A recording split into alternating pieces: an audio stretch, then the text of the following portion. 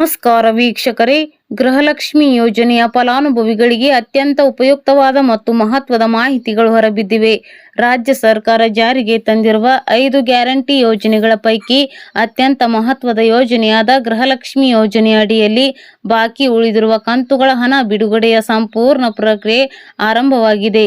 ಇದರ ಜೊತೆಗೆ ration card ಹೊಂದಿರುವ ಪ್ರತಿಯೊಂದು ಕುಟುಂಬಕ್ಕೂ ಸರ್ಕಾರದಿಂದ ಸಿಗುತ್ತಿರುವ ಪ್ರಮುಖ ಸೌಲಭ್ಯಗಳು, ಇಂದಿರಾ ಕಿಟ್ ವಿತರಣೆಯ ಸಿದ್ಧತೆಗಳು, ಇ-ಕೆವೈಸಿ ನಿಯಮಗಳು ಹಾಗೂ ಬ್ಯಾಂಕ್ ಖಾತೆಗೆ ನೇರವಾಗಿ ಹಣ ಜಮೆಯಾಗಲು ಪ್ರತಿಯೊಬ್ಬ ನಾಗರಿಕರು ಪಾಲಿಸಬೇಕಾದ ಕಡ್ಡಾಯ ಮಾರ್ಗಸೂಚಿಗಳ ಬಗ್ಗೆ ಈ ದಿನ ಅತ್ಯಂತ ಸಮಗ್ರವಾಗಿ ಪ್ರತಿಯೊಂದು ಹಂತವನ್ನು ವಿವರವಾಗಿ ತಿಳಿದುಕೊಳ್ಳೋಣ. ರಾಜ್ಯ ಸರ್ಕಾರದ ಗೃಹಲಕ್ಷ್ಮಿ ಯೋಜನೆಯು ಮನೆ ಯಜಮಾನಿಯರ ಆರ್ಥಿಕ ಸ್ವಾವಲಂಬನೆಗೆ ದೊಡ್ಡ ಬೆಂಬಲ ನೀಡಿದೆ. ಆದರೆ ಕಳೆದ ಕೆಲವು ತಿಂಗಳುಗಳಿಂದ ಅನೇಕ ತಾಯಂದಿರ ಬ್ಯಾಂಕ್ ಖಾತೆಗೆ ತಾಂತ್ರಿಕ ಕಾರಣಗಳಿಂದ ಮತ್ತು ಬಜೆಟ್ ಹೊಂದಾಣಿಕೆ ಹಿನ್ನೆಲೆಯಲ್ಲಿ ಗೃಹಲಕ್ಷ್ಮಿ ಹಣ ಸರಿಯಾದ ಸಮಯಕ್ಕೆ ಜಮೆಯಾಗಿರಲಿಲ್ಲ. ಇದರಿಂದಾಗಿ ರಾಜ್ಯದ ಲಕ್ಷಾಂತರ ಬಡ ಮಹಿಳೆಯರು ಮತ್ತು ಗ್ರಾಮೀಣ ಭಾಗದ ತಾಯಂದಿರು ಹಣ ಯಾವಾಗ ಬರುತ್ತದೆ ಎಂದು ಕಾಯುತ್ತಿದ್ದರು. ಇದೀಗ ವರಮಹಾಲಕ್ಷ್ಮಿ ಹಬ್ಬದ ಸುಸಂದರ್ಭದಲ್ಲಿ ಸರ್ಕಾರವು ಈ ಎಲ್ಲ ಬಾಕಿ ಕಂತುಗಳನ್ನು ಒಟ್ಟಿಗೆ ಬಿಡುಗಡೆ ಮಾಡಲು ಕ್ರಮ ಕೈಗೊಂಡಿದೆ. ಜೂನ್ ತಿಂಗಳ 2,000 ರೂಪಾಯಿ, ಜುಲೈ ತಿಂಗಳ 2,000 ರೂಪಾಯಿ ಹಾಗೂ ಪ್ರಸ್ತುತ ಆಗಸ್ಟ್ ತಿಂಗಳು ರೂಪಾಯಿ ಸೇರಿ ಒಟ್ಟು 3 ತಿಂಗಳ 6,000 ರೂಪಾಯಿಗಳ ಒಟ್ಟು ಮೊತ್ತವನ್ನು ನೇರವಾಗಿ ಅರ್ಹ ಮಹಿಳೆಯರ ಬ್ಯಾಂಕ್ ಖಾತೆಗೆ ಜಮೆ ಮಾಡುವ ಪ್ರಕ್ರಿಯೆಯನ್ನು ಜಿಲ್ಲಾವಾರು ಹಂತದಲ್ಲಿ ಆರಂಭಿಸಲಾಗಿದೆ.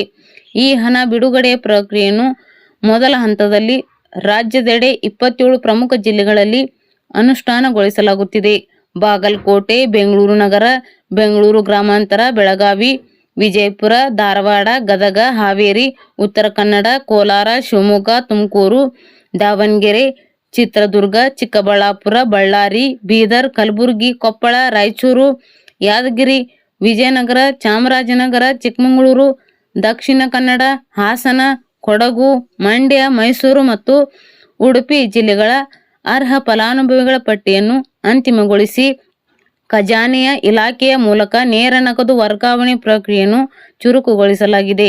ಉಳಿದ ಜಿಲ್ಲೆಗಳ ಫಲಾನುಭವಿಗಳಿಗೂ ಮುಂದಿನ ದಿನಗಳಲ್ಲಿ ತಾಂತ್ರಿಕ ಪರಿಶೀಲನೆ ಮುಗಿದ ತಕ್ಷಣವೇ ಹಣ ಖಾತೆಗೆ ಬರಲಿದೆ. ಆದರೆ ಈ ಹಣ ಜಮೆಯಾಗುವ ಸಂದರ್ಭದಲ್ಲಿ ಹಣಕಾಸು ಇಲಾಖೆ ಹಾಗೂ ಮಹಿಳಾ ಮತ್ತು ಮಕ್ಕಳ ಕಲ್ಯಾಣ ಇಲಾಖೆಯು ಜಂಟಿಯಾಗಿ ಕೆಲವು ಅತ್ಯಂತ ಕಟ್ಟುನಿಟ್ಟಿನ ನಿಯಮಗಳನ್ನು ಜಾರಿಗೆ ತಂದಿವೆ. ರಾಜ್ಯಾದ್ಯಂತ ಈಗಾಗಲೇ ಸುಮಾರು 3 ಲಕ್ಷಕ್ಕೂ ಅಧಿಕ ಅನರ್ಹ ಫಲಾನುಭವಿಗಳ ಖಾತೆಗಳಿಗೆ ಹಣ ಜಮೆಯಾಗುವುದನ್ನು ತಾತ್ಕಾಲಿಕವಾಗಿ ತಡೆಹಿಡಿಯಲಾಗಿದೆ ಅಥವಾ ರದ್ದುಗೊಳಿಸಲಾಗಿದೆ.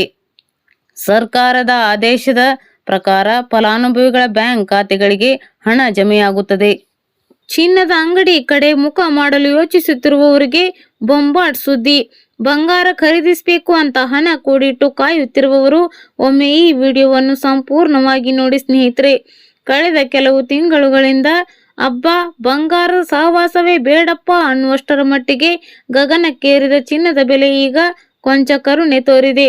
ಹೌದು, ನಿರಂತರವಾಗಿ ಜಿಗಿಯುತ್ತಿದ್ದ ಚಿನ್ನದ ದರಕ್ಕೆ ಬ್ರೇಕ್ ಬಿದ್ದಿದ್ದು ದಿಢೀರ್ ಕುಸಿತದ ಹಾದಿ ಹಿಡಿದಿದೆ.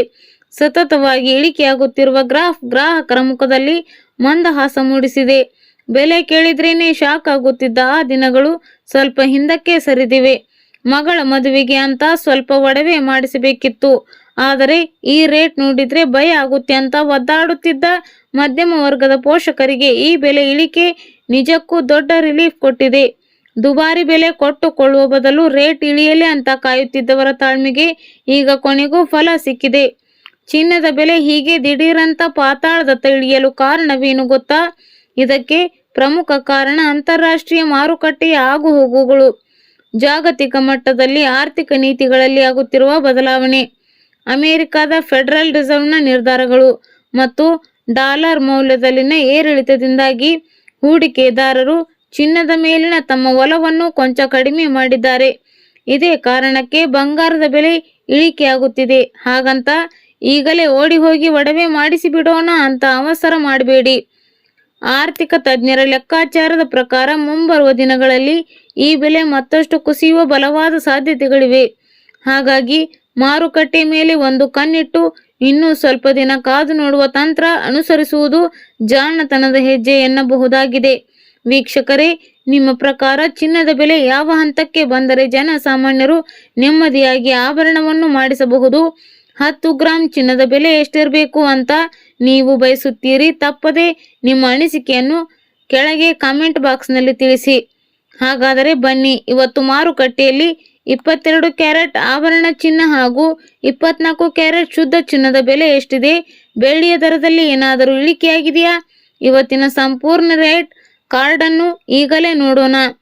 ಆದರೆ ರೇಟ್ ನೋಡುವ ಮುನ್ನ ಬಂಗಾರದ ಬೆಲೆಯ ಮೇಲೆ ನೇರವಾಗಿ ಪರಿಣಾಮ ಬೀರುವ ಅಮೆರಿಕದ ಡಾಲರ್ ಎದುರು ನಮ್ಮ ಭಾರತೀಯ ರೂಪಾಯಿಯ ಇವತ್ತಿನ ಮೌಲ್ಯ ಎಷ್ಟಿದೆ ಅನ್ನೋದನ್ನು ಮೊದಲಿಗೆ ತಿಳಿದುಕೊಳ್ಳೋಣ. ಮೊದಲಿಗೆ ನೋಡೋದಾದರೆ, ನಿನ್ನೆ ಒಂದು USA ಡಾಲರ್ಗೆ ರೂಪಾಯಿ ಮೌಲ್ಯ 95 ರೂಪಾಯಿ 30 ಪೈಸೆ ಇತ್ತು. ಇಂದು ಒಂದು USA ಡಾಲರ್ಗೆ ರೂಪಾಯಿ ಮೌಲ್ಯ 95 ರೂಪಾಯಿ 40 ಪೈಸೆ ಆಗಿದೆ. ರೂಪಾಯಿ ಎದುರು ಡಾಲರ್ ಮೌಲ್ಯ 10 ಪೈಸೆ ಏರಿಕೆ ಕಂಡಿದೆ. ಕುಟುಂಬದ ಪ್ರತಿ ಸದಸ್ಯನಿಗೆ 7 ಕೆಜಿ ಅಕ್ಕಿ ರೇಷನ್ ಕಾರ್ಡ್ ಪಡಿತರ ನಿಯಮಕ್ಕೆ ತಿದ್ದುಪಡಿ ತರಲು ಮುಂದಾದ ಸರ್ಕಾರ. ಅಂತಾರಾಷ್ಟ್ರೀಯ ಅನ್ನ ಯೋಜನೆಯಡಿಯಲ್ಲಿ ಪ್ರತಿ ಕುಟುಂಬಕ್ಕೆ 35 ಕೆಜಿ ಅಕ್ಕಿಯನ್ನು ನೀಡಲಾಗುತ್ತಿತ್ತು. ಆ ಕುಟುಂಬದಲ್ಲಿ 7 ಜನ ಇರಲಿ ಅಥವಾ ಇಬ್ಬರು ಇರಲಿ, ಅಕ್ಕಿ ಮಾತ್ರ 35 ಕೆಜಿಯೇ ಸಿಗುತ್ತಿತ್ತು. ಇದರ ಪ್ರಕಾರ ಸಣ್ಣ ಕುಟುಂಬಗಳಿಗೆ ಹೆಚ್ಚಿನ ಆಹಾರ ಸಿಗ್ತಾ ಇತ್ತು. ಆದರೆ ದೊಡ್ಡ ಕುಟುಂಬಗಳಿಗೆ ಆಗಾಗ ಆಹಾರ ಪದಾರ್ಥಗಳ ಕೊರತೆಯಾಗ್ತಾ ಇತ್ತು. ಈ ಹಿನ್ನೆಲೆಯಲ್ಲಿ ಇದೀಗ ಸರ್ಕಾರ ರಾಷ್ಟ್ರೀಯ ಆಹಾರ ಭದ್ರತಾ ಕಾಯ್ದೆಗೆ ತಿದ್ದುಪಡಿ ಮಾಡಲು ಮುಂದಾಗಿದೆ. ಇನ್ನು ಮುಂದೆ ಪ್ರತಿ ಕುಟುಂಬಕ್ಕೆ 35 ಕೆಜಿ ಪಡಿತರ ನೀಡುವ ಬದಲು ಕುಟುಂಬದ ಪ್ರತಿ ವ್ಯಕ್ತಿಗೆ 7 ಕೆಜಿ ಪಡಿತರ ಸಿಗುತ್ತದೆ. ಅಂದರೆ ಅಗತ್ಯಕ್ಕೆ ತಕ್ಕಂತೆ ಆಹಾರ. ಸರ್ಕಾರ ಈ ಬದಲಾವಣೆಯನ್ನು ಶೀಘ್ರದಲ್ಲಿ ಜಾರಿಗೆ ತರುವ ಬಗ್ಗೆ ಯೋಚಿಸುತ್ತಿದೆ. ಆದರೆ ಇನ್ನೂ ಈ ಕಾನೂನನ್ನು ಜಾರಿಗೆ ತಂದಿಲ್ಲ. ಈ ಬಗ್ಗೆ ಸರ್ಕಾರವು ಸಾರ್ವಜನಿಕರಿಂದ ಸಲಹೆಗಳನ್ನು ಕೋರಿತ್ತು.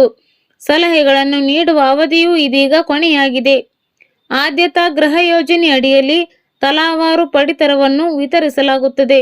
ಇದರ ಅಡಿಯಲ್ಲಿ ಕುಟುಂಬದ ಪ್ರತಿ ಸದಸ್ಯರು 5 ಕೆಜಿ ಆಹಾರವನ್ನು ಪಡೆಯಲು ಅರ್ಹರಾಗಿರುತ್ತಾರೆ. ಅಂತ್ಯೋದಯ ಅನ್ನ ಯೋಜನೆಯನ್ನು ಇದರೊಂದಿಗೆ ಜೋಡಿಸಲು ಸರ್ಕಾರ ಮುಂದಾಗಿದೆ. ಈಗ ಇರುವ ವ್ಯವಸ್ಥೆಗಿಂತ ದೊಡ್ಡ ಕುಟುಂಬಗಳಿಗೆ 35 ಕೆಜಿ ಅಕ್ಕಿ ನೀಡುವುದರಿಂದ ಅಸಮಾನತೆ ಉಂಟಾಗುತ್ತದೆ ಎನ್ನುವುದು ಸರ್ಕಾರದ ವಾದ. ಅಂದರೆ ಕುಟುಂಬದಲ್ಲಿ ಇಬ್ಬರೇ ಇದ್ದರೂ 35 ಕಿಲೋ ಅಕ್ಕಿ, 7 ಜನ ಇದ್ದರೂ 35 ಕೆಜಿ ಅಕ್ಕಿ ನೀಡುವ ರೀತಿ ಸರಿಯಲ್ಲ ಎನ್ನುವುದು ಸರ್ಕಾರದ ಅಭಿಪ್ರಾಯ. 7 ಕೆಜಿ ಎಂದರೆ ಪ್ರತಿ ಕುಟುಂಬಕ್ಕೆ 7 ಕೆಜಿ ಎಂದರ್ಥವಲ್ಲ. ಇದೀಗ ಪಡಿತರ ವಿತರಣೆ ಬಗ್ಗೆ ಗೊಂದಲ ಉಂಟಾಗಿದೆ. ಪ್ರತಿ ರೇಷನ್ ಕಾರ್ಡ್ಗೆ ಕೇವಲ 7 ಕೆಜಿ ಧಾನ್ಯವನ್ನು ಮಾತ್ರ ಒದಗಿಸುತ್ತದೆ ಎನ್ನುವ ಭಾವನೆ ಜನರಲ್ಲಿದೆ. ಆದರೆ ಸರ್ಕಾರ ಪ್ರಸ್ತಾವನೆಯಲ್ಲಿ ಈ ಬಗ್ಗೆ ಯಾವುದೇ ಹೇಳಿಕೆ ನೀಡಿಲ್ಲ. ಪ್ರಾಸ್ತಾವಿಕ ಸೂತ್ರದ ಪ್ರಕಾರ ಕುಟುಂಬದ ಪ್ರತಿ ಸದಸ್ಯರಿಗೆ 7 ಕೆಜಿ ಪಡಿತರ ಧಾನ್ಯ ನೀಡಲಾಗುವುದು. ಆದರೆ ಇಡೀ ಕುಟುಂಬಕ್ಕೆ ಗರಿಷ್ಠ ಕೋಟಾ 35 ಕೆಜಿ ಆಗಿರುತ್ತದೆ. ಇದರರ್ಥ ಒಬ್ಬ ಸದಸ್ಯರಿಗೆ 7 ಕೆಜಿ, ಇಬ್ಬರು ಸದಸ್ಯರಿಗೆ 14 ಕೆಜಿ, 3 ಸದಸ್ಯರಿಗೆ 21 ಕೆಜಿ ಮತ್ತು 4 ಸದಸ್ಯರಿಗೆ 28 ಕೆಜಿ. ಕುಟುಂಬದಲ್ಲಿ 5 ಅಥವಾ ಹೆಚ್ಚಿನ ಸದಸ್ಯರಿದ್ದರೆ ಒಟ್ಟು ಪಡಿತರವನ್ನು 35 ಕೆಜಿಗೆ ಮಿತಿಗೊಳಿಸಲಾಗುತ್ತದೆ.